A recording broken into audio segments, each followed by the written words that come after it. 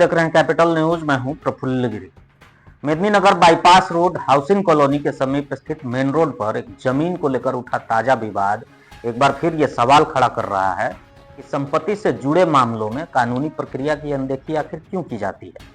Housing colony के समीप स्थित 46 डिसमिल जमीन पर रातों रात कब्जे के आरोप और उसके जवाब में किए गए प्रत्यारोप में दोनों ही पक्षों ने अपने अपने दावे किए हैं और दोनों खुद को सही बता रहे हैं।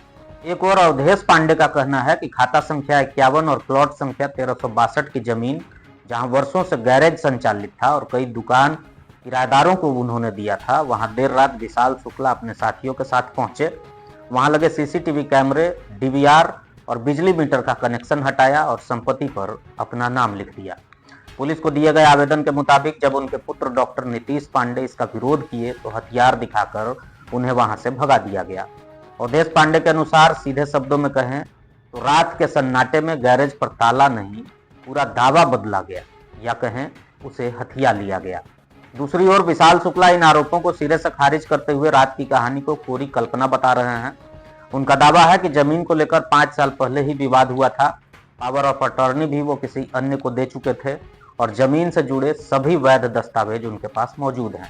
उनके अनुसार मौजूदा आरोप पूरी तरह मनगढ़ंत हैं। पहले सुनिए दोनों ने क्या कहा। मामला है कि हम अवधेश पांडे थे, सूचना में मेरा बाईपास रोड स्थित 28 एकड़ जमीन में रोड पर, जिसमें करीब 25 वर्षों से गैरेज चल रहा है और उसमें 2-3 रूम भी बने हुए हैं। एक बड़ा सा गोदाम है और रोड पर 5-6 लोग किराएदार दुकान, जिसमें दुकान चलता है। तो विशाल शुक्ला के द्वारा अचानक 19 तारीख की रात्रि में 19 दिसंबर की रात्रि में कब्जा कर लिया और जो गैरेज संचालक था, जो हमारा किराएदार था प्रीत शर्मा, हमको कुछ जानकारी नहीं दिया और 19 तारीख को शाम में ही सारा जो ट्रक था वहाँ पे जो बनने के लिए आया था वो सारा चीज हटा लिया और उसको धमकी दी गई थी कि 2 दिन के अंदर खाली कर लो, अन्यथा सारा ट्रक को जला दिया जाएगा, इसलिए और किसी को बताना भी नहीं। इसलिए ये बात धमकी कौन दिया था? धमकी उसको विशाल शुक्ला के द्वारा दिया गया, लेकिन वो अभी भी कबूल नहीं कर रहा है। बोला कि हम अपने मन से खाली कर। आप लोग को कैसे पता चला कि कौन धमकी दिया है? जब वो गुप्त रूप से बताया, बोला कि मेरा नाम कभी नहीं आना चाहिए, मेरी हत्या हो, मेरा नाम नहीं लेने का बोला। और इसके बाद मेरा उसमें सीसीटीवी कैमरा लगा हुआ था, उसका डीवीआर था, उसमें मोटर था, उसमें बिजली का कनेक्शन था, सारे चीज पर कब्जा कर लिया गया।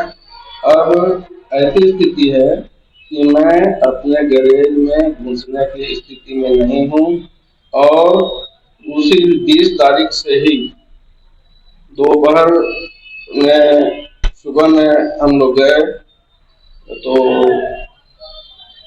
वहाँ 15 से 20 लड़के एनी टाइम आगे पीछे घूम रहे हैं।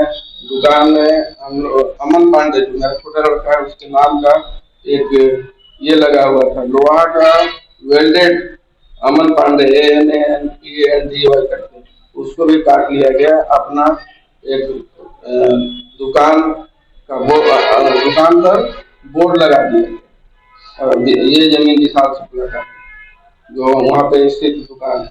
जमीन लगभग 5 साल पहले से ही उस पर बाउंड्री किया हुआ है, उस पर मेरा सीसीटीवी लगा हुआ है, रेंटर्स भी मेरे हैं, सबका पेपर है और उसका पावर ऑफ अटर्नी भी दिया हुआ था।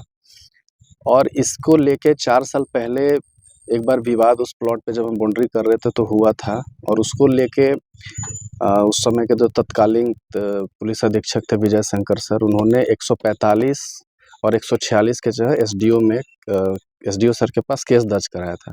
उसी समय पुलिस रिपोर्ट में और ऑर्डर में साफ लिखा हुआ है कि इस प्लॉट पे इनका दखल कब्जा है और चूंकि जो 5 साल पुराना कब्जा है उसको एसडीओ को आदेश ऑर्डर नहीं है, तो सिविल कोर्ट में जो मामला चल रहा है, सिविल कोर्ट के इस बात का अधिकार है। तो उस समय से ही लगातार उस प्लॉट पे बाउंड्री किया हुआ और सीसीटीवी लगा दुकान है, और ये अभी लगातार जो है सो पिछले 1 महीने से अलग अपराधी लोग के साथ मिलके मेरे 2-3 ज़मीन को कब्जा करने का प्रयास में लगे हुए थे, और जिस पर अभी पिछले 10 तारीख को एफआईआर भी दर्ज हुआ था, हम पे हमला भी हुआ था और एक प्लॉट पे कब्जा के लिए, और इसका लिखित सूचना भी और हम मौखिक भी हर जगह सब चीज़ दिए हुए हैं। और उसी का ये कड़ी है कि ज़मीन ना बिके इनका और उस ज़मीन को सिर्फ बदनाम कर सके। और अवधेश पांडे का कभी था ही नहीं, क्योंकि टोटल चीज़ वहाँ पे अपना लगा हुआ है, सब चीज़ें, गेट में ताला है, उसका होल्डिंग टैक्स कटा हुआ है, उसका बिजली बिल का वहाँ पे कनेक्शन है, रेंट का एग्रीमेंट है, पावर ऑफ अटर्नी है, जितने भी चीज़ है वहाँ पे किया हुआ है। जब किसी भी प्रकरण में दोनों पक्ष अपना अपना दावा करें तो निगाह पुलिस प्रशासन की जांच पर टिक जाती है। अवधेश पांडे ने भी पुलिस को अपना आवेदन दिया है, पलामू एसपी से भी न्याय की गुहार लगाई है, तो दूसरी तरफ विशाल शुक्ला ने जमीन ना बेचे देने जाने की साजिश बताते हुए 10 दिसंबर को हुई घटना को मूल वजह बताते हुए ध्यान भटकाने की कोशिश बताई है। अब निगाहें पुलिस की जांच पर टिकी हैं। जांच ही अब ये तय करेगी कि आरोपों में कितना दम है और दावों में कितनी सच्चाई है।